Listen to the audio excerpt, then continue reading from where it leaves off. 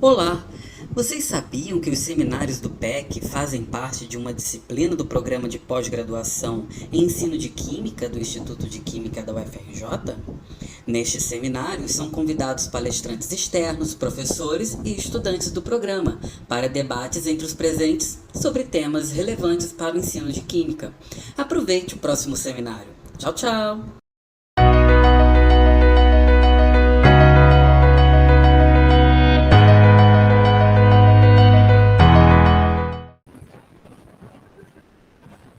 Boa tarde a todos os presentes. É com muita alegria que a gente, da organização dos seminários do PEC, recebe hoje para apresentar sua palestra a professora Silvia Maria Leite Agostinho. A professora ela possui graduação em Engenharia Química pela Universidade Federal de Pernambuco, mestrado em Ciências dos Materiais pelo Instituto Tecnológico da Aeronáutica e doutorado em Química pelo Instituto de Química da Universidade de São Paulo. A professora defendeu a livre docência em 1999, pertencendo desde então ao corpo como professora associada do Departamento de Química Fundamental.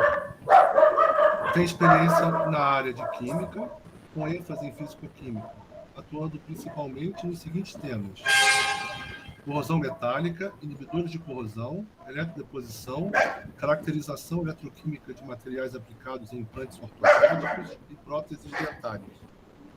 Envolve também trabalhos voltados para a área de Química e de Eletroquímica.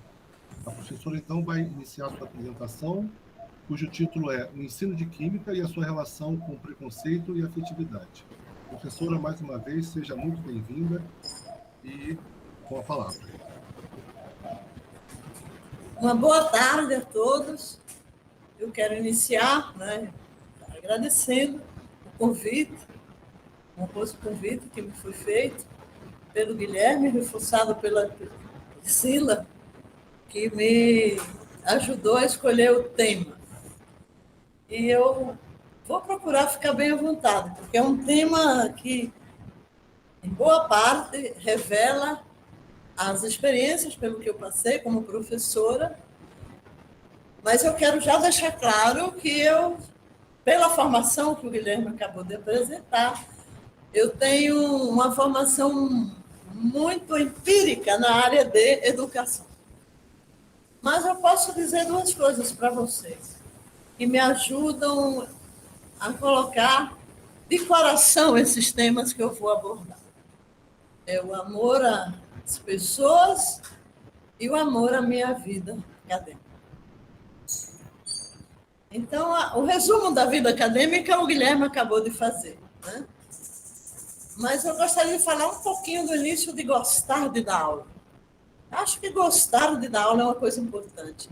E eu comecei a gostar de dar aula com 5, 6 anos de idade.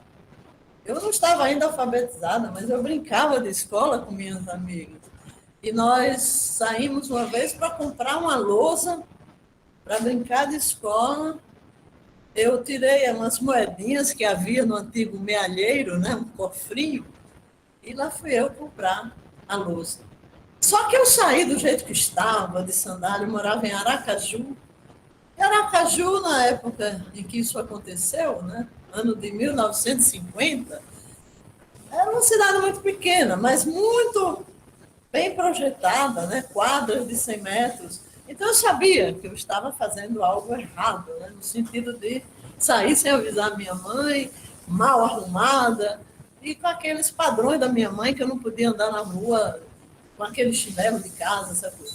Aí, quando eu voltava, já procurei uma rua paralela minha, mas minha mãe gritou a 100 metros, e recebi uma grande bronca, fiquei de castigo, Então, isso marcou, parece que aquilo, eu digo, não, eu vou ser professora mesmo. Eu resolvi entrar na teimosia. E o início do gostar de Química também foi uma situação em que eu estava já no primeiro ano do colégio do ensino médio, o artigo científico, e eu via que não conseguia acompanhar as aulas de química. O professor não estava claro. Foi quando eu coloquei um professor particular e tomei muito gosto, né? Porque eu sempre gostei da área de exatas, matemática, enfim. Foi assim que tudo começou.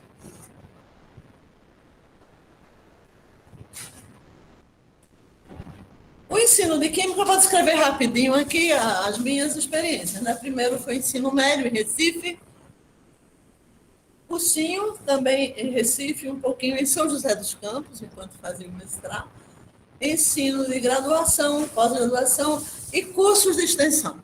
Alguns deles para pessoal da indústria, mas a maioria para professores. Química geral, química inorgânica, termodinâmica química, eletroquímica, cinética química e um pouco de eletroanalítica, são as áreas em que eu atuei e ainda venho atuando, né? Um pouco já como professor colaborador. Os cursos de extensão ministrados foram, na grande maioria, para professores do ensino médio, e fiz alguns cursos, a grande maioria também voltados para um programa que a Universidade de São Paulo tem, né, de interação entre a Universidade de São Paulo e os professores do ensino médio da rede pública, alguns alunos também de rede particular, que é um encontro USP-Escola, que acontece sempre nas férias, nos meses de julho e janeiro. Todos esses que estão elencados aqui foram apresentados. As disciplinas também ministradas na pós-graduação, eletroquímica, termodinâmica química, esses dois no Instituto de Química, no programa de Química mesmo. Depois nós temos um curso profissionalizante, e a disciplina, coordenada pela professora doutora Vera Regina Leopoldo Constantino, envolve metais, polímeros e cerâmicos. Eu sou encarregada de dar a parte de materiais metálicos. É por enquanto, ainda um mestrado, né? O programa de mestrado. E reações de oxirredução foi um curso muito interessante que eu dei com a professora Carmen Fernandes, também minha colega, e mestrado e doutorado em ensino de química no programa Interunidades da USP. Agora eu vou falar um pouco dos alunos regulares rapidamente, só para vocês terem uma ideia. E eu dei aula mesmo no ensino médio com alunos de idades bem próprias mesmo, né, entre seus 15 e 18 anos, e situação econômica, classe média e classe média alta. A religião, na época, predominantemente era católica, então nunca tive problemas com religião. O comportamento em sala de aula. Eu dei aula em colégios de freiras ou de padres, então exigiam, né, comportamento muito bom em sala de aula, então foi uma situação bastante cômoda, confortável. E o nível de sociabilidade dos alunos era muito bom, eram meninos muito educados. As atividades, eu tive alunos só estudantes e alunos que trabalham, que também trabalham, mas esses foram mais em cursinho, né? Eu dei aula em Recife e em São José dos Campos. Agora, os alunos que eu tive também, só para completar, na universidade, níveis de graduação, mesmo pós-graduação, tem um perfil muito parecido com aqueles que eu tive em Recife, nos colégios. Atividades, eu trabalho na área de eletroquímica, né? Agora não faço mais pesquisa, mas tenho orientado trabalhos e tenho discutido com ex-alunos, tenho programas com ex-alunos, que hoje são professores em universidade, alguns deles serão citados aí, e outros são professores no ensino médio. E as áreas de pesquisa estão aí, né? Corrosão metálica, emprego de inibidores de absorção, inibidores orgânicos, eletrodeposição metálica. Na área de eletroanalítica, desenvolvimento de eletrodos e indicadores de baixo custo, muitos deles já voltados para ensino. E a área de eletroquímica aplicada, onde eu tive interação com a indústria e com a área da saúde, né? Tanto na medicina, os implantes ortopédicos, quanto na odontologia, os implantes dentários. Atividades voltadas para a melhoria do ensino médio superior e de extensão. Eu venho dando cursos de férias para professores de ensino médio, participo de comunicações em eventos, publicações, né? Atividades online na pandemia, que foram bem interessantes, né? Pena que não tem tempo aqui para contar, mas alunos de graduação, alguns deles, quando as classes são pequenas, dá até para a gente fazer um curso particular, né? Usando WhatsApp. Foi uma experiência muito boa, né? Usando aulas através de vídeo e áudio.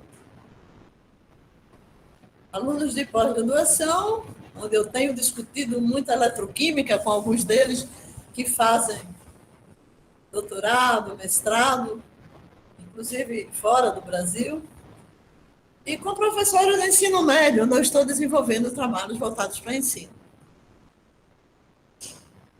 Nós temos também uma linha de trabalho, às vezes também com ex-alunos, eu tinha na época em que eu dava aula, que orientava, né, aula ainda dou, mas que orientava meus alunos, eu tinha propostas de experimentos, quer dizer, eu aproveitava os resultados experimentais para aplicar em laboratório didático aquela experiência e criar experimentos a partir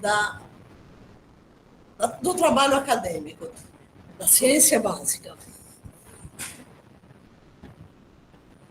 Bem, agora vamos entrar no tema, né? O que se entende por preconceito?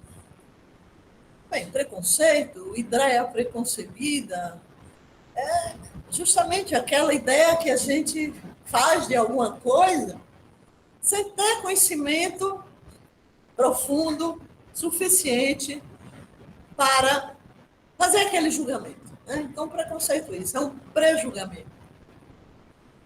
A origem do preconceito tem várias, né? Pode surgir na própria casa, né? Entre os pais. Os meus pais, por exemplo, tinham alguns preconceitos que nem significavam necessariamente que eles fossem preconceituosos, no sentido de tratar mal a pessoa, ou de ter, vamos dizer, uma situação de eliminação daquela pessoa do seu relacionamento, nada disso. Minha mãe foi sempre uma pessoa boníssima, eu acho que a parte de afetividade eu aprendi com ela. Mas o problema são as coisas que minha mãe aprendeu no colégio de freiras em que ela estudou, né? Quer dizer, o preconceito social com as pessoas, né, de uma classe economicamente menos favorecida. Então, as origens do preconceito, todos nós temos um pouco de preconceito.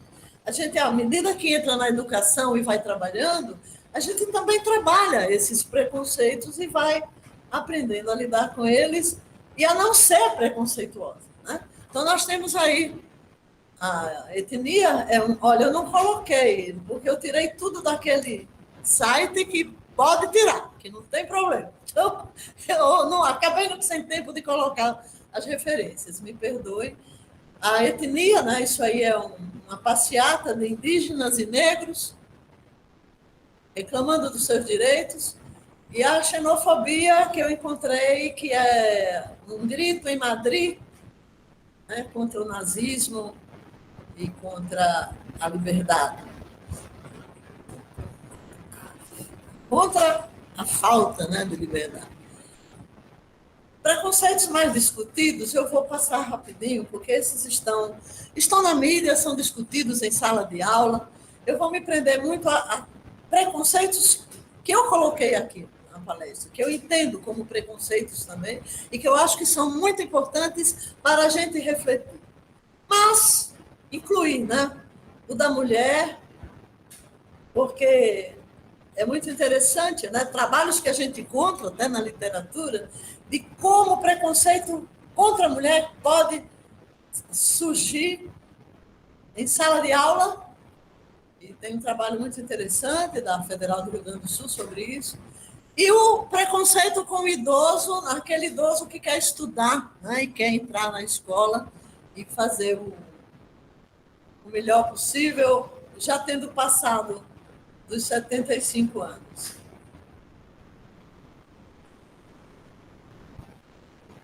Parou aqui. Priscila?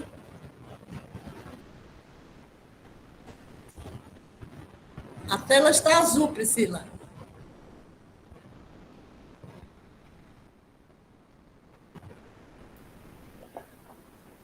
Também, para mim ficou azul. Para mim também. Deixa eu ver se eu consigo liberar o microfone da Priscila.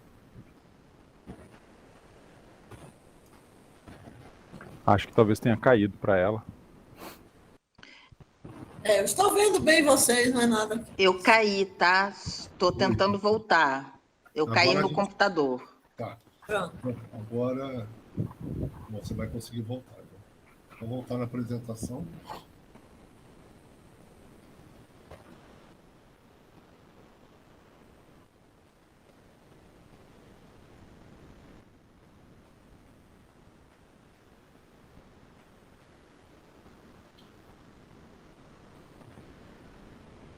Coloquei o 4G agora, tá, gente? Tá. Coloca mais rede, é isso.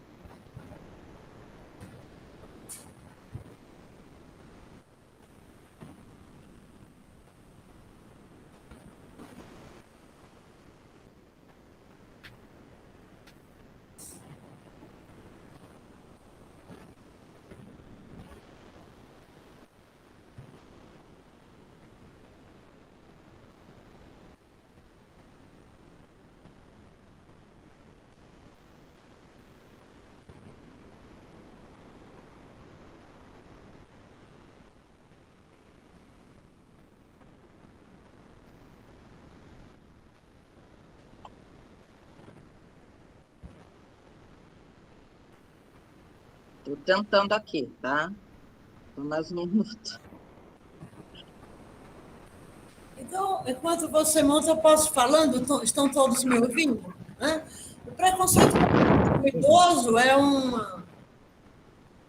foi uma fala de uma das professoras, que é da Universidade Federal do Mato Grosso do Sul. O idoso que quer entrar no mercado de trabalho, que já seria não tão idoso assim, né, entre 60 e 70 anos, mas que muitas e muitas vezes em concursos não é escolhido porque ele vai trabalhar por pouco tempo, ele não vai ter oportunidade de servir tanto, né, e acabam que fica difícil, né, muito embora às vezes oficialmente, né, o concurso público atinja essa faixa etária de maiores de 50 anos, e não se pode falar de idoso, mas mais velhos, né? Preconceito com os mais velhos tem acontecido e as pessoas naturalmente se queixam, né, de que esse é um preconceito existente. Priscila, posso tentar fazer compartilhar a apresentação?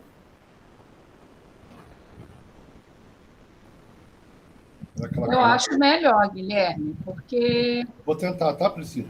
é melhor.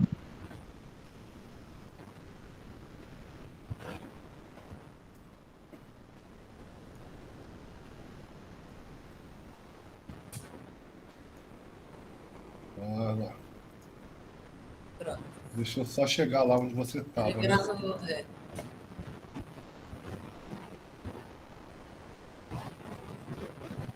Você estava...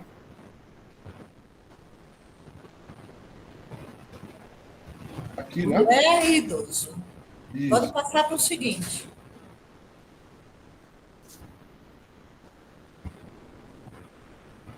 O preconceito contra a mulher, o exemplo também foi um testemunho lido aí num artigo que eu li, né, que mostra que uma escola de Porto Alegre, né, tudo começou porque as alunas queriam jogar futebol e os meninos não deixavam, porque o campo era para eles. E a professora, então, resolveu trabalhar o preconceito a partir daí. E foi um trabalho muito interessante, né, com o qual eles se envolveram, né, a escola inteira se envolveu.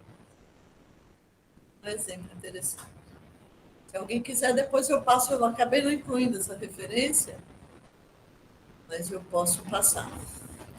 Então, depois, o preconceito com a religião, né, que Eu não conhecia esse problema, porque houve um aumento muito grande do número de religiões, né, de seitas no Brasil, mas também eu estava afastada disso, né? O preconceito, por exemplo, com as religiões voltadas para os africanos, descendentes, né, afrodescendentes. Mas nunca vivenciei esse problema em parte alguma, né? Agora eu acho que eles estão vindo à tona. Bem, depois tem o preconceito com aqueles que são especiais, né? Que já apareceu. A orientação sexual, identidade de gênero. Todos esses preconceitos têm sido muito discutidos, mas quando você pega qualquer material, são eles que são salientados. Então, eu tomei a liberdade de incluir outros.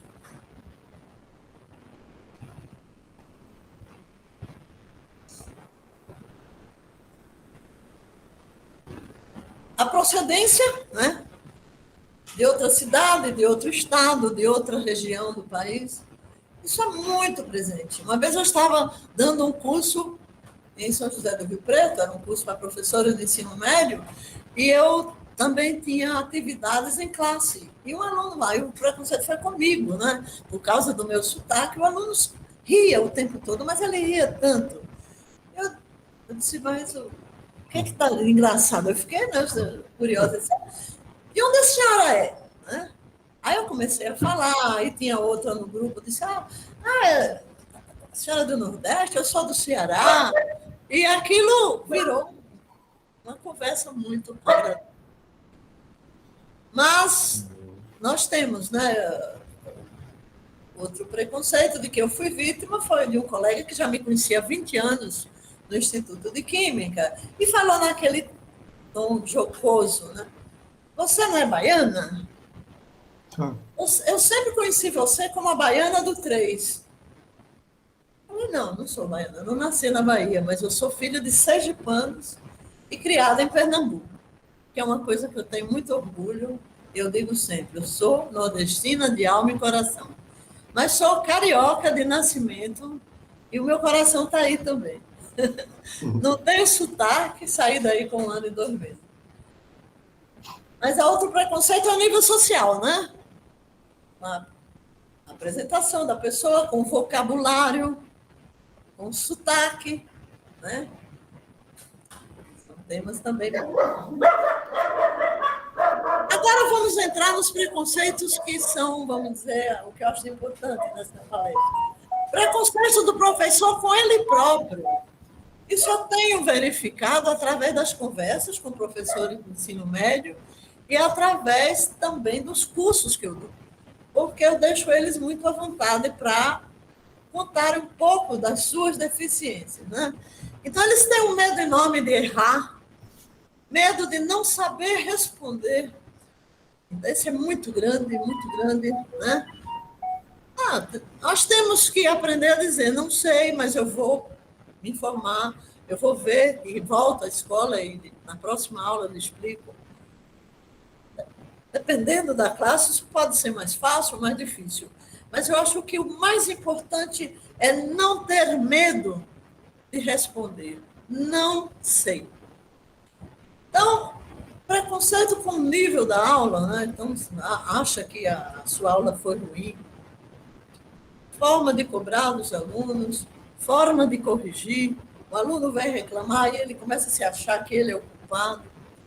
Depois nós vamos falar um pouco sobre avaliação. E em relação ao tema ser apresentado, né? Preconceitos com a quântica. O ensino médio tirou a quântica, mas isso não nos impede de falar para o aluno de uma forma, mesmo que qualitativa, sem usar de equações, a dualidade partícula-onda, por que não? Está aí na tecnologia, está na nossa ciência aplicada. Matemática é um terror, né? Até o professor do ensino superior de química quer fugir, quer correr da matemática, porque aluno de química não gosta de matemática, aluno de química não sabe matemática. Mas a gente tem. Como é que você vai dar um curso de termodinâmica, né? Sem falar da matemática? Então, mesmo um professor do ensino médio precisa saber a relação entre a entalpia, propriedade de estado, né? Então, a variação de entalpia é igual ao calor trocado num processo. Quando o processo se dá a pressão constante, para isso você tem que falar um pouco, enunciar o primeiro princípio, né? Ou primeira lei, como queira, enunciar algumas relações matemáticas que lhe dão direito a dizer que uma propriedade é de Estado e que outra propriedade não é de Estado. Eu tenho feito isso nos meus cursos para extensão, porque eu acho que o professor merece todo o meu respeito. Ele não precisa decorar que ΔH é igual a quê. Ele precisa saber que H é uma função auxiliar na termodinâmica e que não há bicho algum em trabalhar com entalpia. E a eletroquímica? A eletroquímica é outro problema também, né? Nós temos muitos problemas na eletroquímica, de preconceito de dar aula de eletroquímica no ensino médio. Os professores, um grande número, quando fazem meu curso de eletroquímica, dizem, não, eu tenho medo. E como o programa do segundo ano é muito amplo, ele acaba não dando eletroquímica. Preconceito com o livro, né? Nós temos que achar, eu não incluí aí, mas um livro não é de todo ruim, mas também não é uma sumidade de conhecimento, no sentido de tudo que está no livro é certo, e o que eu sei é que está errado. Não, a gente tem que saber criticar, né? Há muitos desenhos, eu estou agora orientando com muita alegria um trabalho aí da UFRJ, e tenho conversado muito com alunas sobre isso. Porque algumas figuras que aparecem nos nossos livros didáticos criam uma visão errada de alguns sistemas da eletroquímica que não dá para entrar aqui, porque a gente vai perder muito tempo. Então, os preconceitos do professor com o aluno, conhecimento prévio da matéria, ele acha que o aluno deve saber, disciplinas cursadas anteriormente, que ele pode ter feito mal, o histórico familiar, as preferências pessoais do aluno, a sua assiduidade, o seu sumiço, dormir em sala de aula, ser ríspido, ser bagunceiro, apresentar falta de motivação, ser prepotente. Eu vou contar 3 vivências minhas. Dormi em sala de aula, eu conversei com um aluno, entrei na sala de aula, bati no ombro dele e disse, poxa, você agora vai trabalhar comigo, né? Vamos trabalhar? Depois ele veio, professora, me perdoe, não é nada pessoal. Eu estou com um problema, eu que estou com um problema pessoal, eu não consigo dormir porque o meu avô está muito doente, está muito mal. Então, você veja, a facilidade que ele teve em me contar um problema. E aí eu fiquei, né? De vez em quando chegava, e o seu avô, como é que está? Ah, está doente, a senhora sabe, né? O caso dele não tem mais jeito. Até que um dia, de tanto falar do avô e de ter que me dar notícias, ele resolveu me contar a verdadeira causa. Professora, olha, um garoto de 20 anos. A minha namorada achava que estava grávida. E foi por isso que eu não estava dormindo. Então, por que eu estou contando toda a história? Porque, primeiro, ele deu uma desculpa e achou que a desculpa funcionou. E funcionou mesmo. E eu perguntava porque eu fiquei afetivamente envolvida, né? Mas aí ele achou que deveria me ter mais respeito, né? E com o próprio avô. E resolveu contar algo íntimo. Essas coisas a gente só conta para aqueles em que a gente deposita confiança. E eu estou contando porque são fatos da vida, né? Que podem estar acontecendo também com qualquer um de nós. O ríspido ou prepotente, né? Também eu já tive aluno de parar minha aula para dizer, não, mas isso que a senhora está falando, isso pós-graduação, hein? Isso que a senhora está falando só é válido em tais e tais condições. Eu digo para vocês, eu ignorava aquilo, porque ele entrou com considerações de termodinâmica e estatística, e eu não sou, né, tão, vamos dizer, aprofundada nisso. Eu simplesmente disse para ele, o que é que você quer que eu escreva na lousa? Isso só vale se o conjunto for microcanônico? Sim, tudo bem. Aí eu escrevi lá o que ele havia me explicado.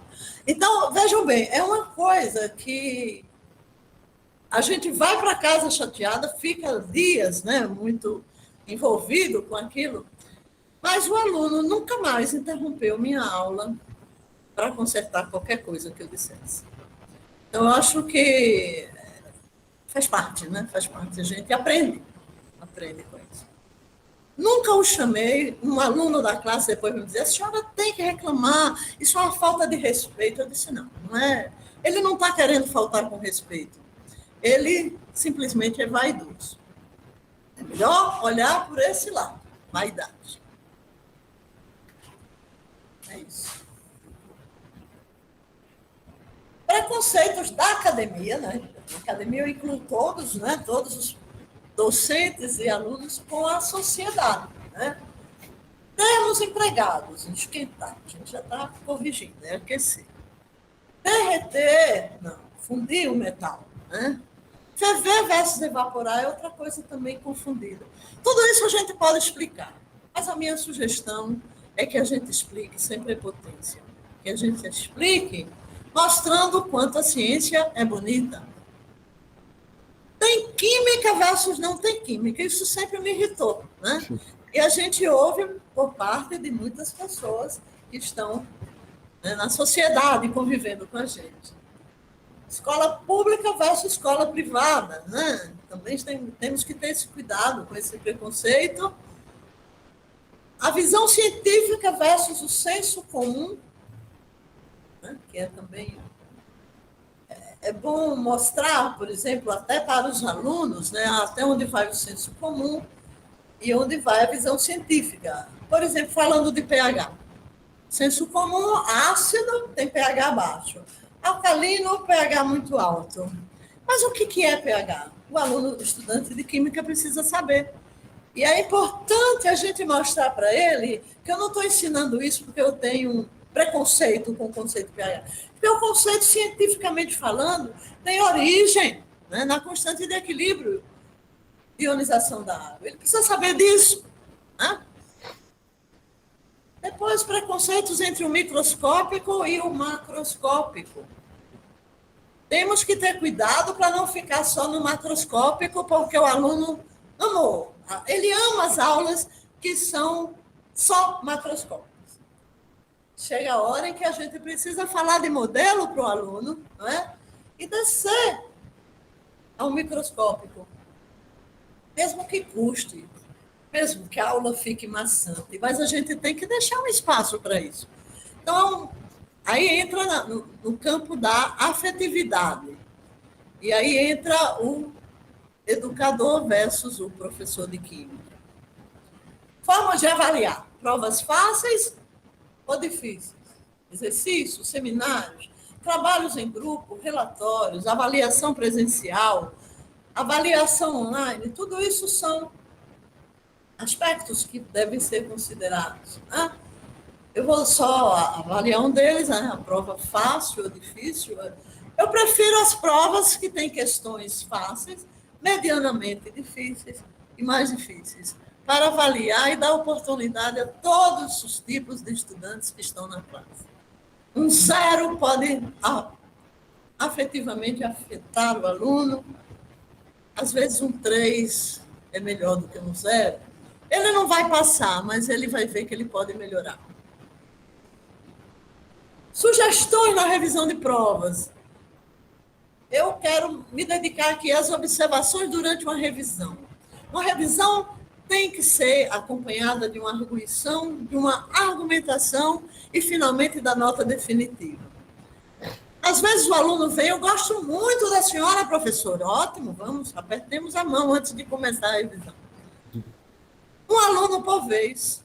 Só o professor e o aluno na sala são as minhas sugestões. Eu não estou aqui para ser dono da verdade. Mas estabelecer para o aluno que você tem critérios, né? Estabelecer e mostrar os critérios. Se o aluno insistir, dizer que você está sendo injusta com ele, faça uma arguição. caso o aluno ainda não esteja convencido. Bem, você disse que estava nervoso, dormiu mal, brigou com a namorada, enfim, tem tanto motivo, mas sabia a matéria. Então, vamos agora. Fique calminho, tranquilo e me diga o que é que você queria dizer nesta questão. Isso acaba com qualquer preconceito do aluno com o professor, e o professor avalia melhor aquele aluno, em lugar de apenas ler o que ele escreveu na prova. Bem, o significado da afetividade. Existem várias teorias sobre a afetividade. Então, tudo começa com Freud, depois nós temos aí o Ballon, que é importantíssimo, foi pelo qual eu mais me interessei, né? O Piaget também fala muito da afetividade, Vygotsky. Eu espero ainda viver para conhecer melhor todos esses educadores. Todos eles, dentro da sua área, foram educadores também. Mas, voltando ainda ao slide anterior, eu queria lembrar a relevância da afetividade no processo pedagógico, né? Nós temos o triângulo apresentado por Henri Vallon, que mostra o quê? Que a afetividade está no mesmo plano que o desenvolvimento cognitivo e o desenvolvimento motor. Então, isso é muito importante que nós, professores, tenhamos em mente. Outra coisa, a relevância da afetividade no processo pedagógico não se dá só na afetividade externa, né, de ser simpático com o aluno e ele ser simpático com o professor, de contribuir, né, que ele produza porque trata bem o aluno, né? Isso seria a demonstração do sentimento de afetividade. Mas a afetividade no processo pedagógico tem uma segunda fase, que é de o aluno ter afetividade pelo objeto de estudo, né? Aquilo com o qual ele está trabalhando. E isso cabe ao professor também desenvolver nele essa habilidade. Sugestões de como desenvolver a afetividade professor-aluno.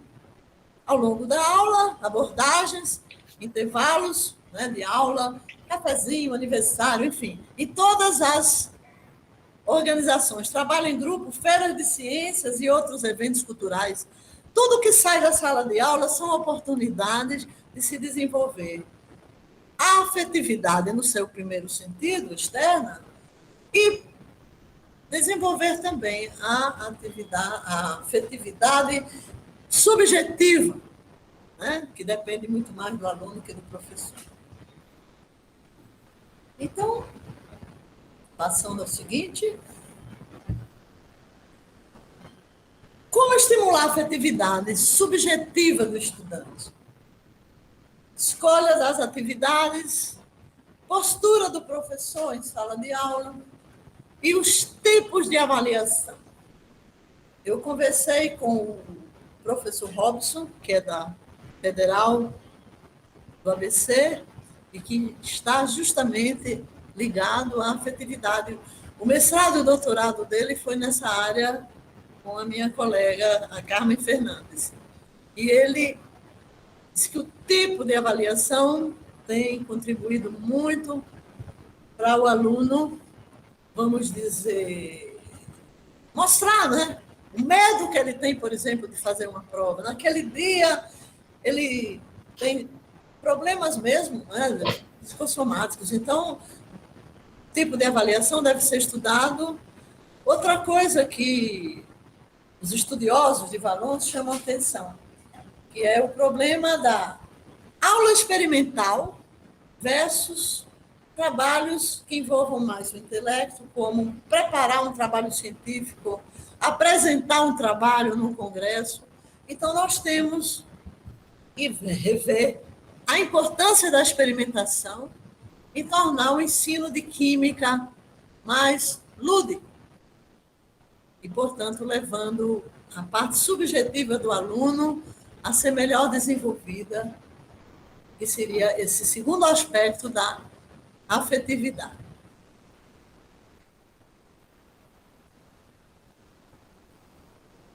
E é isso. Eu gostaria de agradecer ao professor Dr. Guilherme Cordeiro da Graça de Oliveira e à professora doutora Priscila Tamiasso Matrion pelo convite feito e pela troca de ideias na escolha do tema desse seminário. Como eu disse para vocês, já comecei me defendendo, né? Eu não sou da área propriamente de educação, mas eu valorizo muito aqueles que se dedicam a isso e clamo que todos os professores de química, né, possamos aproximar esses dois grupos, porque existe também preconceito entre os que fazem ciência e os que se dedicam à educação. Isso é muito triste, mas existe, né? Nós estamos agora com a Sociedade Brasileira de Ensino de Química por um histórico que levou muitos dos pesquisadores da área da educação a criar sua própria sociedade. Desculpem, mas era o que eu tinha para falar para vocês. E foi um prazer muito grande. Agradeço a todos, não só aos professores, amigos Guilherme e Priscila, mas àqueles outros que aparecem nos agradecimentos, que são os meus professores de ensino médio e professores em universidades.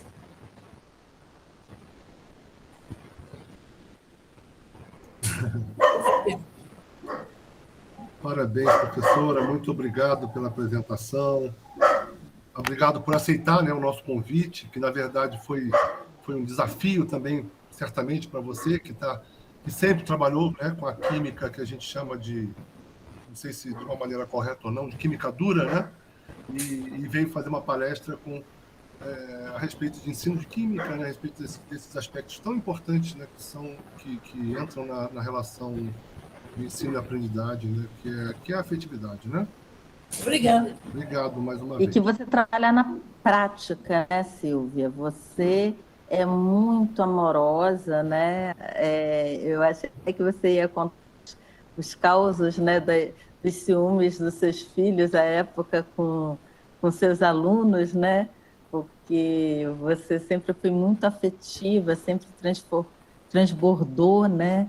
Muita delicadeza, simpatia, né? Conhecimento, claro, mas a sua forma de lidar realmente com o humano que há em cada um de nós é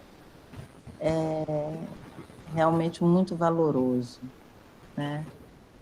Obrigada. Muito bem, Priscila. Mas eu vejo em você um grande exemplo para mim, né? Todos que conhecem a Priscila sabem, né, o quanto ela é envolvida, o quanto ela é querida pelos alunos. Vou abrir a palavra agora para os nossos alunos também, né? Eu acho que é interessante, sempre a gente incentiva a participação de vocês. Se vocês têm alguma questão ou alguma ideia para compartilhar com a professora, conosco, né, de uma maneira geral. Você está me perguntando se eu tenho alguma sugestão?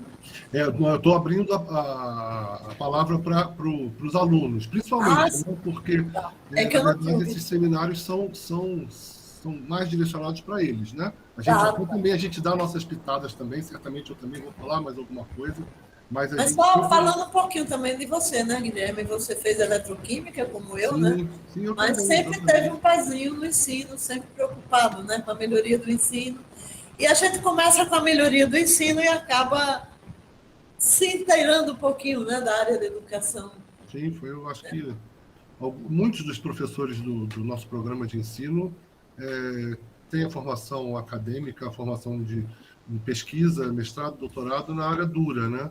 E depois vai descambando para a área de ensino, outros conseguem manter as duas áreas, enfim, mas poucos que no programa que tem a formação da área de educação mesmo, de ensino. Claro. Mas, temos várias mãos aqui. Tem uma pessoa, acho que a Neuza, né, levantou a mão primeiro, depois tem a Raquel. Neuza, pode falar. Você está com o microfone desligado. O microfone, precisa ligar. Vamos ver. Agora liguei? Agora liguei. Sim. Então, com relação a essa parte aí da afetividade, eu acho isso muito importante. Eu tive na minha vida, assim, pessoas muito, assim, que me direcionaram muito para essa parte de química, né? Desde a minha época de ensino, na época antigo ginásio, com o professor Benjamin Cordeiro Erdi, acho que ele dava aula no ginásio a gente não tem química, né? É uma mistura de biologia e química. Mas o professor Benjamin, para mim, foi assim um expoente, foi quem começou. Depois eu fui para a Escola Técnica Federal, que hoje é o IFRJ, e eu tive o professor José Guerchon, o professor Reinaldo. Eram professores que faziam com que a gente se apaixonasse pela química, né? Então, assim, eu nunca consegui, assim, dizer que eu não gosto de química. Às vezes eu vejo aluno dizendo, mas eu não gosto de química, tem um outro, Eu não entendi ainda, né? Onde a gente está errando, quer dizer, eu estou dizendo gente, porque eu pretendo ser professora, né? Mas onde que a gente pode melhorar para criar esse amor, né?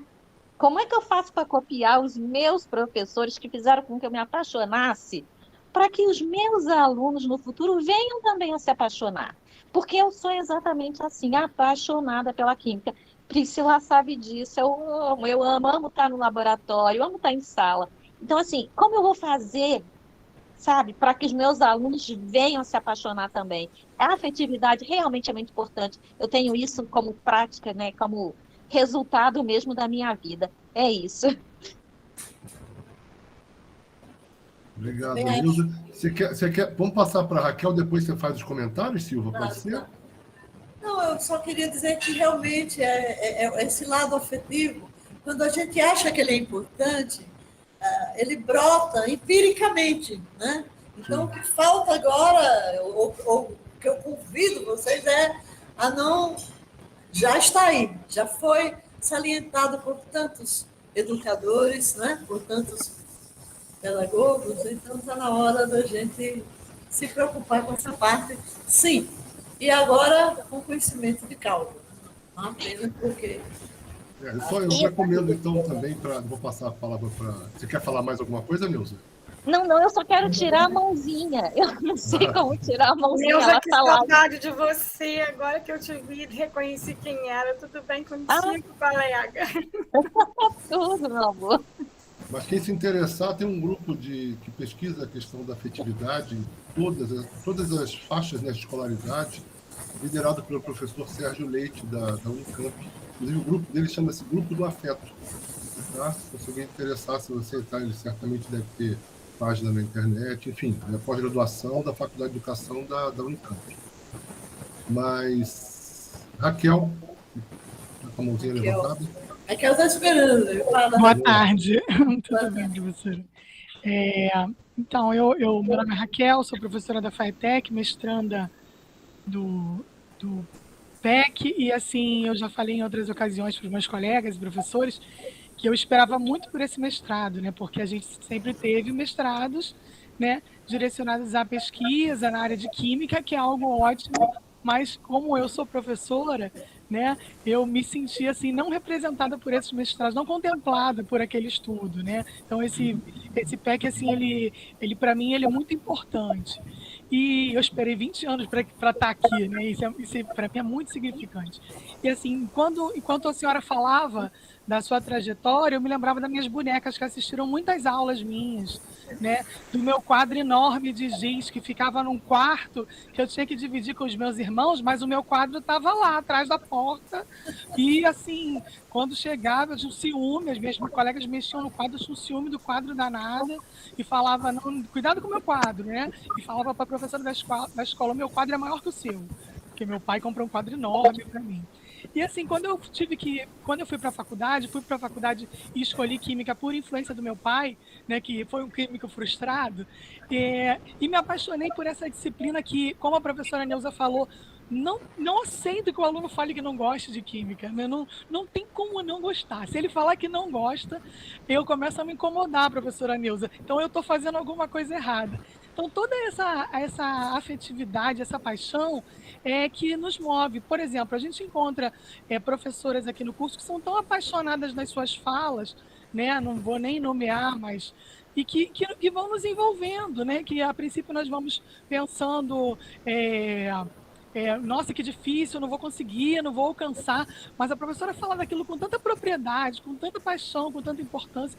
Então, acho que ouvir da sua experiência, com a sua bagagem, que a afetividade importa, é para a gente um alento tão grande nesse final de período, que nós estamos no final de período muito cansados, né, entregando o trabalho, que a professora Priscila é muito boazinha, mas o trabalho dela é grande. O professor Rodrigo também, bonzinho, mas o trabalho é bem grande.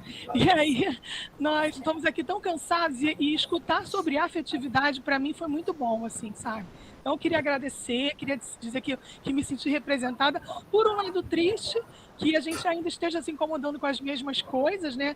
Que química está em tudo, né? Que a gente tem que ensinar com qualidade, que é da nossa conta falar de direitos humanos, que é da nossa conta falar da parte social, mas feliz, porque a gente ainda não desistiu, ainda está resistindo nessa reconstrução da educação de química, que é uma disciplina, para mim, coringa, que pode falar de tudo e que pode, na minha percepção, como os professores falaram ontem, a Raquel que vai salvar o mundo, que falo como se fosse, né? Óbvio que eu não vou salvar, mas que a gente ainda está aqui brigando por isso e com esse sangue quente nas veias. Obrigada, professora, pelo seu depoimento, foi muito emocionante. Deixa eu ver, tem algumas falas aqui no... Estava vendo umas falas aqui, eu tirei o fone, agora eu estou falando novamente. Mas é isso, eu acho que o não gostar de química, muitas vezes é mais um preconceito, né, Raquel? Como não gostar de matemática. E, às vezes, o preconceito pode surgir em família, como eu dei o exemplo, na minha casa, mas pode surgir também por um professor que ele teve anteriormente, ou por uma matéria. O primeiro contato dele com matemática foi um assunto que ele não entendeu, não aprendeu. E a mesma coisa a química, né? Ah, não, mas é muito comum, né? Eu converso muito com as pessoas, falo demais, mas eu acho bom porque eu fico conhecendo também esse lado. Nossa, mas professora de química, Deus me livre, eu tive química no colegial. Então, não sei, a forma de ensinar química que não ajuda, né? Muitos professores, talvez não, que as pessoas pegam para matemática, para química, para física, o que seja, não estão muito envolvidos, né, com esse lado de fazer o aluno gostar, e assim vai. Bom, acho que Sara estava com a mão levantada, depois Cristiana. Sara. Então,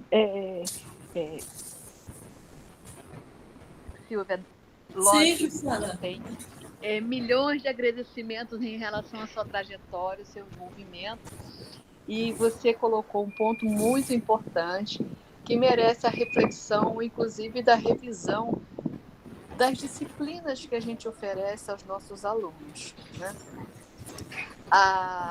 Eu vou começar com a frase do Paulo Freire: não existe aprendizagem sem afetividade.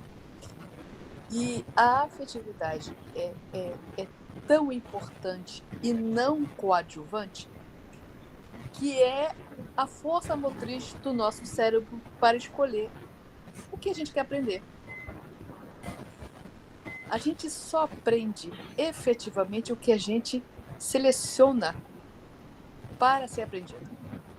E quem faz essa seleção é o indivíduo, é a subjetividade. Então, é ótimo ter esse espaço, e isso pode nos fazer refletir que a afetividade é coisa séria. A afetividade na aprendizagem é determinante. E para a formação de professores, ela ainda é mais pungente, é mais emergencial. E aí, Raquel, querida, ela tem que ser constante. É uma constante busca, é uma inquietude, é uma constante discussão. Ela precisa ser dialógica. Por quê? Porque ao longo do nosso contexto, e a gente vive um contexto sociocultural, emocional, religioso, afetivo, diferenciado, ao longo desse contexto, a afetividade e os manejos com os quais essa afetividade deve ser elaborada na relação da aprendizagem e na relação social professor-aluno e aluno-aluno é diferente. E a gente precisa criar esses espaços de discussão. A afetividade vista sobre o aspecto cognitivo, vista sobre o aspecto socioemocional, visto sobre o aspecto da aprendizagem, que é fundamental. E nesses tempos remotos, e que a Raquel colocou muito bem, em que a afetividade foi colocada em terceiro plano, ela foi decisiva para que alunos desistissem de disciplinas, desistissem de cursos, abandonassem o ensino médio. Ela foi decisiva. Mas nós, como professores, docentes, a gente carece dessa formação. Ela pode ser mais facilitada com pessoas adoráveis como a Silvia, que tem isso na pele, né? A afetividade da Silvia é na pele, da Priscila é na pele, né? É uma coisa que atravessa barreiras remotas, a fala afetiva, a fala do acolhimento, mas principalmente nas áreas ditas exatas, que não são exatas, mas que têm um grau de incerteza assegurado, digamos assim, um grau de incerteza conhecido, elas precisam ser discutidas, né? Então, é muito importante essa fala da Raquel, porque os docentes de química, biologia, física, matemática precisam ter essa formação, o conhecimento sobre a influência determinante da afetividade na aprendizagem, nas relações sociais e na formação dos profissionais e a formação dos cidadãos mesmo, que a gente está até... vou acabar minha fala, senão me estendo muito. A gente está até assim com vergonha de falar formação cidadã, né? Mas eu colocaria na formação cidadã. Muito obrigada, Silvia, por abrir esse espaço para a gente discutir isso. Pois é, vamos continuar nossas conversas, sim. Obrigada. Eu queria até falar um pouquinho de Paulo Freire, que eu tive grande prazer de conhecer em Recife. Quando eu fazia a faculdade, ele estava começando com as suas ideias, né, de alfabetização para adultos. E eu me lembro, eu era muito garota, eu devia ter meus 20 anos, estava no segundo, terceiro ano, foi um pouquinho antes de romper a Revolução, né? Eu entrei na escola em 62, a Revolução foi em 64, corria o ano de 63, quando eu fui apresentada na reitoria da Federal de Pernambuco, ao Paulo Freire, por uma tia que trabalhava na reitoria e que tinha assim, muito orgulho da filha ser universitária, né? Então, da filha, nossa sobrinha. Então, ela me apresentou a ele e eu comecei a assistir as palestras do Paulo Freire. Eu me lembro bem que, na época, ele estava envolvido com o movimento de cultura popular e ele criou, né? Colaborou com a criação da cartilha do movimento de cultura popular. Por quê? Porque ele já colocava afetividade naquilo que ele fazia, né? Ele ficava indignado com aqueles livros usados em escolas públicas. Vocês sabem muito bem toda a dificuldade, toda a diferença, né, de classes, de níveis socioeconômicos de Recife. E ele queria que a cartilha falasse da vida do João, ou do Joãozinho, né, o menininho, que tinha umas férias bem diferentes do Zezinho, que pertencia a uma classe social, socioeconômica favorecida, né? E as cartilhas, o que se lia era o quê? Joãozinho foi passar as férias em casa da sua avó, né?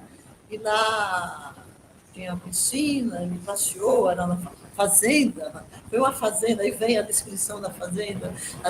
Eram as leituras que eram apresentadas em escolas públicas, né? De ensino fundamental 1, na época do seu primário, né? Eu fiquei encantada. Foi quando eu descobri, né, que realmente Bem, isso passou, né? Eu entrei na química, fui em frente. Eu fui de novo ter um contato com Paulo Freire, não com a pessoa, mas com os estudantes da Universidade de Harvard, no metrô. Eu estava voltando, eu estava fazendo um curso de inglês para estrangeiros. E quando eu voltava de Harvard para a minha casa, que era em Cambridge, né, a mesma cidade onde fica Harvard, e uma garota do meu lado com um livro, Sociologia, autoria Paulo Freire. Então, são duas lembranças memoráveis, né? Porque a gente fica orgulhosa também desse brasileiro que espalhou, né, tanta coisa boa por aí afora. Isso aí, Silvia. Acho que a Cristiana também está com a mão levantada. Cris? Boa tarde. Eu queria, né, primeiro agradecer para a professora Silvia a exposição, né, o seminário. O seminário, né, me trouxe bastante lembranças da minha graduação, né? E também sobre as falas, né, sobre algumas questões, né, que a senhora traz que são muito pertinentes, né, com relação ao processo de afastamento dessa questão da nossa afetividade enquanto professores com os nossos alunos. E quem me conhece sabe que eu sou bastante afetiva no meu processo de ensinar. E não quero deixar de ser nem se eu tiver aproximação com o nível superior, pós-graduação e tudo mais. E graças a Deus eu tive professores e tive orientadores que são muito afetivos. Né? Um deles está aqui, né? E ele é bastante afetivo, né? Ele tem uma proximidade até mesmo da área dura que ele lida, né? Então eu tenho exemplos de pessoas que, né, o meu orientador de doutorado também é muito afetivo, né? Então eu tive a sorte de lidar, né, com escolas, professores, né, que foram muito afetivos. Eu acho que se eu não tivesse essa afetividade no meio do meu processo educativo durante a minha vida toda, eu talvez não tivesse me desenvolvido como eu me desenvolvi, apesar das minhas limitações todas, né, que eu fui descobrindo a partir do meu decorrer do meu desenvolvimento, até mesmo como pós-graduando, né? Então acho que as pessoas perguntam, poxa, você superou tanta coisa, você venceu tantos limites, você tem várias, né, histórias na sua vida de superação, porque, graças a Deus, eu tive menos algozes do que pessoas que me acolheram, me colocaram no colo, me abraçaram, me entenderam, me escutaram, né? E aí eu acho que, nesse sentido, a gente também tem que diferenciar um pouco o que é o afeto piegas que a gente ouve, né, meio que beirando a autoajuda, e o afeto que é da amorosidade do Paulo Freire, né, do que não conhecem por aí, né, que tem muita gente que pega frasezinha desses, todos esses pensadores em educação, esses cientistas que viraram, né, pesquisadores na área do pensamento, da educação, como a senhora citou, né? E a gente pega e vê muita gente pegando, recortando aquilo ali, às vezes misturando com um monte de coisa que não tem nada a ver, e citando para ficar bonitinho, para ficar, né, colocar, e não se aprofundar num estudo sobre exatamente aqueles pensadores, aquela linha de trabalho, aquela linha de pensamento que fala exatamente sobre afetividade, e uma afetividade que não é uma afetividade, como eu disse, piegas. É uma afetividade que vai além do que a gente entende como afetividade. E aí eu coloco aqui, né, muito em função disso, eu tive alguns resultados negativos na minha vida por conta da falta de afetividade, né? Na minha graduação eu tive muito problema por conta do distanciamento da afetividade que eu não tinha da parte de alguns professores que hoje, inclusive, são bem afetuosos comigo depois do meu afastamento. E o meu resultado, enquanto eu comecei a me colocar em instituições que realmente levavam a sério a questão da afetividade, da proximidade do aluno e daquela questão de olhar para o aluno como uma pessoa. E quando eu cheguei na UFRJ e comecei a trabalhar como técnica em química, eu já tinha minha formação consolidada, além de como técnica, eu já tinha minha formação como professora. Também estava passando para o Estado, onde eu me firmei como professora, e lá eu fiz um trabalho diferenciado e próximo. Eu tenho alunos que são amigos até hoje, e que são amigos mesmo, de conhecer a vida, dividir vida. Eu estou comemorando um haitiano que entrou para o UERJ em terceiro lugar em letras literatura. Ele vai fazer inglês literaturas. E ele está fazendo o processo, me pedindo ajuda e eu estou orientando. Ele foi meu aluno no segundo ano numa determinada escola, que eu só poderia ver a química com ele. Mas não, eu fui além. Né? Eu sou uma professora que sempre olhei para os alunos que chamam especiais, né? A gente fala que são os alunos que são incluídos, que eu também não gosto da terminologia incluídos, porque inclusão, né, são todos. E aí, agora, querendo já fechar o meu comentário, eu acho que não há educação sem afetividade. Não há educação sem a gente tocar o outro, sem a gente passar pelo processo de interferir na vida desse outro, modificar a vida do outro, estando junto, porque eu também, enquanto professora, modifico a minha praxis como professora a partir do contato com o meu aluno, que também me ensina. E não pode ser por outro meio, por outro caminho que não seja a afetividade. Aí eu queria aproveitar aqui, aí não me dirigindo à professora Silvia, mas ao programa, por me receber aqui, porque eu me sinto muito mais aqui do que no meu programa de doutorado, e vou falar isso realmente de verdade. Eu me sinto mais aqui no seminário do que no seminário da bioquímica médica, que fala sobre outros assuntos que não são da educação, sendo que eu sou doutoranda em educação, gestão de fusão em biociências. Está sendo questionado pelos meus colegas, né? Então a gente está... Né? A gente sempre está em palestras que não tem nada a ver com o assunto, então eu me sinto completamente fora d'água. Eu pego a minha presença e venho para o PEC.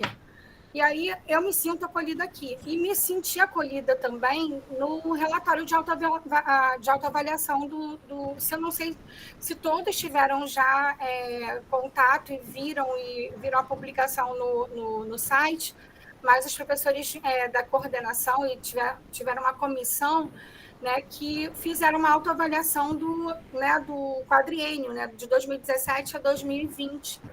É isso? 2021. Não sei se é 2017 a 2021. O período eu não me lembro, mas acho que é até 2020. Mas eu queria agradecer muito a indicação que fizeram a mim, a Stephanie também, mas a menção que falaram da questão do meu destaque. Eu não seria ninguém se não fosse o PEC em si e meu orientador. Né? O Rodrigo, ele me ajudou muito, muito mesmo, é emocionada que eu falo. Ele me ajudou muito. E se tem uma pessoa que realmente foi afetiva e interferiu na minha vida e que me ajudou até a entrar no doutorado, porque me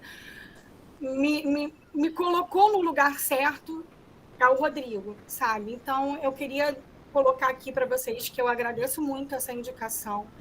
Né? Não quis fazer só de vaidade, publicações e tudo mais para poder mostrar para vocês, mas eu quero agradecer de coração, porque esse programa aqui é um programa que me modificou de verdade, me modificou enquanto professora, e vocês merecem ter uma boa avaliação da CAPES, porque vocês têm feito tudo para que esse programa tenha melhoras sempre, e está melhorando.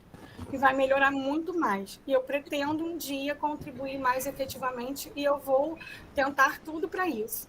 Tá? Eu sei que eu tenho uma colaboraçãozinha sempre, mas eu quero muito que o programa vá avante e que a gente tenha um conceito bastante bacana que o PEC merece. Tá? Tomara, Cris. Boa tarde. Eu acho que, na verdade, você não precisa agradecer, você foi... E desculpa a emoção, porque eu fico emocionada mesmo, tá bom? Eu chorei várias horas no Não, domingo não. quando eu vi aquele documento, que eu falei, não mereço. Não, merece Eu sim. recebi uma Tá? menção na minha vida como aquela. Obrigada. Você já recebeu outros prêmios, inclusive, né? Mas deixa eu passar, então, não sei se a Silvia Mas quer não fazer. Eu reconhecimento. queria fazer um comentário, Cristiana. Você falou, né, de essa afetividade, a gente existe uma afetividade às vezes diferente nos professores com os quais a gente convive. Eu queria dar esse exemplo do meu orientador de mestrado. Ele era muito fechado, eu dizia sempre, ele conversa sobre química, matemática, física, né? Ele dificilmente vinha conversar sobre a família, sobre a esposa, que era adorável, né? A esposa dele era muito divertida. E quando a Adriana, minha filha mais velha, nasceu, ela foi me visitar, levou um presentinho. Foi a primeira vez que ele falou de algo pessoal comigo, né? Ele chegou na minha sala e disse, parabéns, chama-se Adriana, né? A dona Ivone, a mulher dele, né? A dona Ivone foi lá, né? Foi, sim, eu agradeci. No entanto, Cristiana, a afetividade dele era quando eu não sabia uma coisa. Isso é um negócio muito importante, né?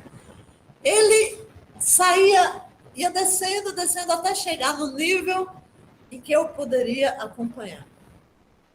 Eu fui para lá, tinha acabado de sair da universidade, então eu tinha, assim, aquelas dúvidas cruciais. Eu queria entender certas coisas. Um dia eu cheguei na sala dele e disse assim, eu tenho muito problema com essa regra da mão direita, do magnetismo.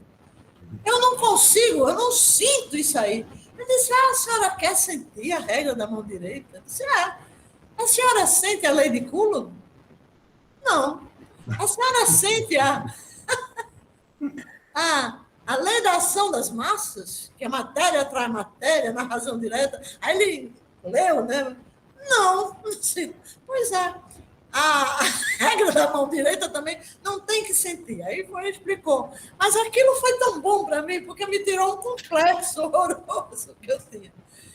Agora, socialmente, ele era fechado, mas quando eu fazia qualquer pergunta para ele dava um show de afetividade, tá entendendo?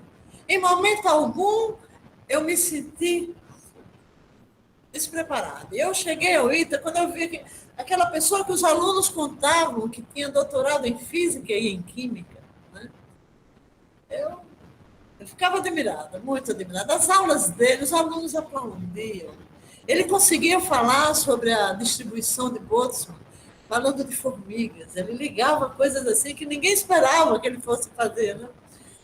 Eu me lembro bem da lei de Fick, né? Um demonstrativo da segunda lei de Fick. A primeira lei é mais fácil, né? A segunda é mais difícil de entender. Ele fazia experimentos para mostrar isso. Então, a preocupação em deixar as coisas claras, isso é afetividade, né? E é uma afetividade que mexe com o teu conhecimento, com os seus sentimentos em relação àquilo que você achava tão complicado para aprender. Mas, só completando, Silvia, mas é exatamente o que o Valon fala, né? Como é que se manifesta a afetividade ao longo da escolaridade, por exemplo, né?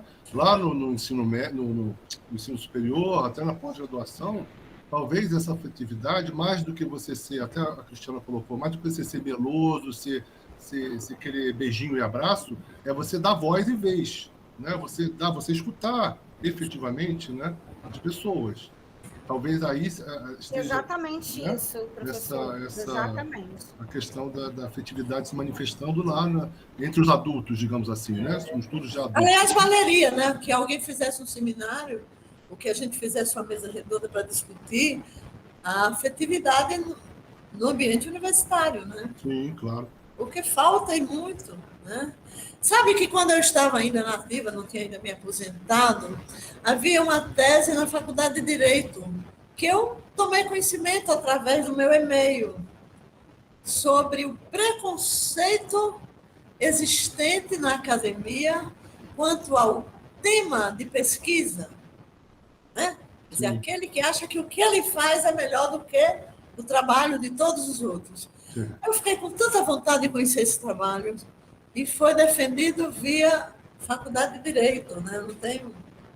Assim, já fica mais difícil, né? Porque foi numa área que eu não tenho tanto acesso, mas eu gostaria de ler esse trabalho. Era uma tese que estava sendo divulgada, né? Tinha acabado, né, de sair. Pois é. A professora Paula está com a mão. Paula, a Paula está pedindo faz tempo. Eu espero, professora. Eu gostei tanto de te ouvir. Obrigada. Olha só, professora. Então, na verdade, é uma pergunta, uma provocaçãozinha, né? Eu acho até que eu sei por quê, né? Que, de certa forma, você tem essa maneira de ser, de lidar com a educação. Eu queria que você me contasse aqui para a gente, como que você sobreviveu ao ambiente vaidoso da academia. Porque, assim, na academia se valoriza muito a produtividade, a competição, né? A valorização do quanto você publicou, do quanto você conseguiu fomento, e quanto, né?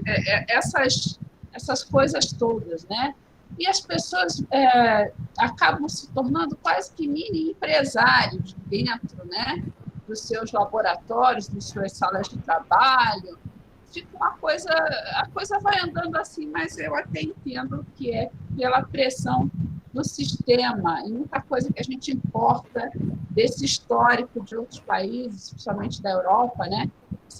Esse modelo de academia que eles têm lá, e as pessoas estudam lá fora e trazem também. Como que você lidou com isso, sendo que a sua personalidade profissional é diferente? Você sentiu algum tipo de preconceito por ser assim, ou não? Ou você sabia lidar muito bem com isso? Eu queria que você contasse essa sua experiência, professora. Olha, Paula, um dia eu falei para os meus alunos uma coisa. Eu sou mulher, baixinha, gordinha, já estou para me aposentar. Sou nordestina, né? Porque não nasci lá, mas de coração, e vivi lá, recebi toda a formação que eu fiz, né? Toda a escola, né? Até o último ano de engenharia, né? Vim para cá para fazer mestrado, casei, e aí fiquei mais. E fiquei até hoje. Mas eu disse para eles, eu tenho mais um preconceito que não deveria existir. Eu sou engenheira química. Aí meus alunos caíram na risada. Quer dizer, eu descrevi tudo que poderia causar preconceito, e o fato de eu ter um diploma em engenharia química também incomodava, né? Infelizmente. É assim que é a academia. Só que eu fui, graças a Deus, casada há 43 anos, uma pessoa que pouco se incomodava também com esses preconceitos e com essa posição, com essa quase que filosofia, né, da academia. E um dia ele disse para mim uma coisa: Silvia, você pode fazer suas escolhas, mas fique certa que você terá que ser responsável por elas o resto da sua vida. Entendeu? Então, quando eu me via em situação difícil, ele vinha com frases desse tipo. E nós nos dávamos muito bem, né? E na academia ele sempre me deu muito apoio, né? Muito mesmo. Mas eu me lembro que o Hans Wittler, né? Quando eu apresentei o meu trabalho para concurso público, né? Que eu fiquei 18 anos na USP, e esperando abrirem o concurso público, até que um reitor resolveu abrir. Fiquei 18 anos como professor contratado, mas era um tipo de contrato que não existe, né, no Brasil. Eu nem era CL, não é? Consolidação, CLT, né? Nem era CLT e nem era funcionária pública. Só que havia garantias da Universidade de São Paulo em relação a tudo, né? O salário era igual, né? O salário do mesmo doutor, que não fosse na minha categoria. O tratamento médico, né? Eu tinha direito ao hospital do servidor, hospital universitário, E entre meus colegas, eu sobrevivi a tudo isso na escola, porque era muito meu laboratório. Eu sempre tive muitos alunos, né? Então, entre tudo, entre mestrando, doutorando, aluno de iniciação científica e alunos que faziam escola técnica e que estagiavam comigo, eu cheguei até 15 no meu laboratório. Então, era um laboratório, eu sozinha, eu nunca tive, né? Eu não saí de lá, eu cheguei de Pernambuco, né? Mas os meus alunos me ajudaram muito a vencer dificuldades, né, que eu enfrentei. Essa, por exemplo, do colega dizer, né, que eu baiana, não tenho nada contra baianos, amo os baianos, eu amo o Brasil, amo as pessoas, mas o tom jocoso, né, de querer me inferiorizar, porque eu era a baiana do 3. Eu tomei um susto, né? Mas então só foi não dá tempo, né, em uma hora para contar. Mas o fato é esse, a gente sobrevive porque, olha, deixem falar, eu penso assim, né? E aí, voltando ao Hans Vitor, ele falou, eu admiro a Sílvia porque a Sílvia é independente. Eu não esperava ouvir isso de uma pessoa que era tão reservada, tão fechada comigo, né? O Hans, né, chegou a ser presidente da SPQ, né? Era uma pessoa no Instituto que eu cumprimentava, respeitava, mas não tinha menor. Eu tinha uma aproximação maior com a Vera, né, a esposa dele. Mas o fato é que isso me deixou contente, porque era alguém, né, fora do meu relacionamento que estava, no momento de concurso público, né, reconhecendo, ele estava na banca e reconhecendo que era importante que eu continuasse lá. Então, de vez em quando, né, a gente encontra, né, pessoas que até surpreendem, né? Mas eu fiz no Instituto de Química a minha turma, né, que existem, né? Então, eu tenho nos meus encontros de aposentados pessoas que já se aposentaram e que ainda estão na universidade, que até eu digo, é um encontro de aposentados e simpatizantes. Porque todo mundo que não é aposentado um dia vai ser, né? E a Sílvia Serrano que criou esse grupo. A Sílvia continua na ativa, ainda está longe de se aposentar, mas é uma das colegas que eu admiro, que se dá bem com todo mundo, é da minha área, né? Não deixa de ser, eletroanalítica. Mas o que eu achei interessante é que nós temos encontros quinzenais, e eu descobri nesse grupo todo o lado do Instituto de Química que tem a ver comigo, entendeu? Eu não estou sozinha, né? É a Liliana Mazurato, que eu admiro muito, e por aí vai, né? A Márcia Temperini. Então, são pessoas que vivem para a ciência, vivem para o ensino, a Liliana, né? Dedicadíssima ao ensino, e que não tem preconceito, né? Nenhum. Porque é incrível, né? Como é que você vai parar num lugar em que existem tantos preconceitos para com você? Mas o laboratório era diversificado, né? Portuguesa, boliviana, alguém do Mato Grosso, outro de Pernambuco, tive alunos de Pernambuco, 2 que foram pós-graduandos meus, né?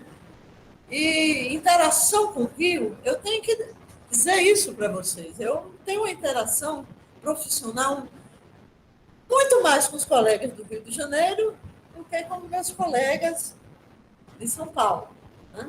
Agora, na área de ensino é diferente, né? Já tem a Carmen, agora o Robson, né? Eu tenho criado agora um ambiente acadêmico com meus ex-alunos, né? Muitos deles estão trabalhando em universidades particulares, outros em universidades estatais, e outros estão, né, no ensino médio por escolha, né? Porque preferiram, foram até fazer mestrado com a Maria Eunice na área de educação. Então, eu tenho também uma ponta da educação via Maria Eunice, né, com a qual eu trabalhei dando instrumentação para o ensino, e via meus alunos que optaram por ensino, que são muitos. Na realidade, é modesta, ela não tem uma ponta em educação, ela tem dado uma contribuição muito, muito grande, tá? No rigor científico, que às vezes é errado em alguns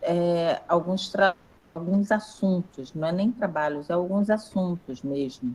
Ela mesma começou o dia falando que a eletroquímica já meio que saiu do ensino básico e médio, né? E agora está saindo do ensino superior, ou sendo relegado a segundo plano, o que é uma verdade, né? Então, e vem se debruçando muito, auxiliando com